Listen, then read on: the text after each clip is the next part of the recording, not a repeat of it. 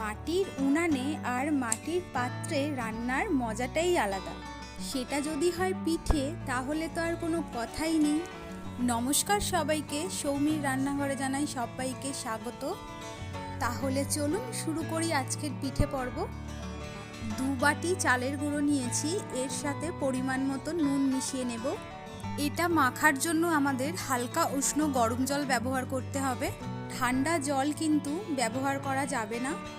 অল্প অল্প করে জল মিশিয়ে একটা গাঢ় মিশ্রণ তৈরি করতে হবে। চামচের থেকে হাতে বেশি সুবিধা, তাই হাতেই তৈরি করছি। দেখে নিতে হবে যেন কোনো ডেলা পাকিয়ে না থাকে। মাটির ছাঁচটা ভালোভাবে গরম হবার জন্য বসিয়ে দিয়েছি। এখানে অল্প করে সাদা তেল আর জল মিশিয়ে নিয়েছি। কলা পাতার ডান্ডির সাহায্যে তেল জলটা ভালোভাবে মাটির ছাঁচের গায়ে আমি লাগিয়ে নেব। কলা পাতার ডান্ডি যদি আপনাদের কাছে না থাকে, তাহলে আপনারা বেগুনের বোঁটাও ব্যবহার করতে পারেন।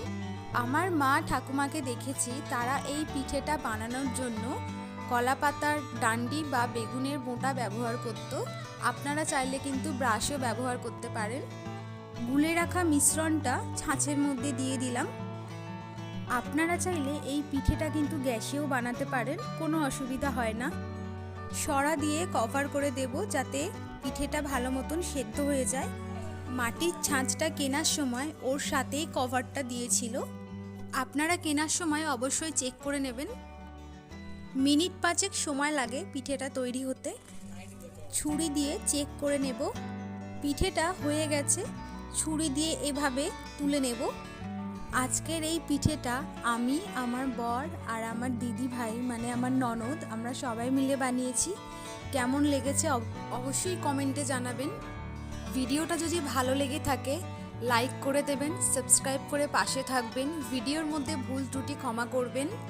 রেডি হয়ে গেছে আজকের চিতই পিঠে বা খোলা পিঠে। আপনারা অবশ্যই ট্রাই করবেন। কেমন হয়েছে আমাকে জানাবেন। লাইক, কমেন্ট, সাবস্ক্রাইব করতে ভুলবেন না। সবাই ভালো থাকবেন। নমস্কার।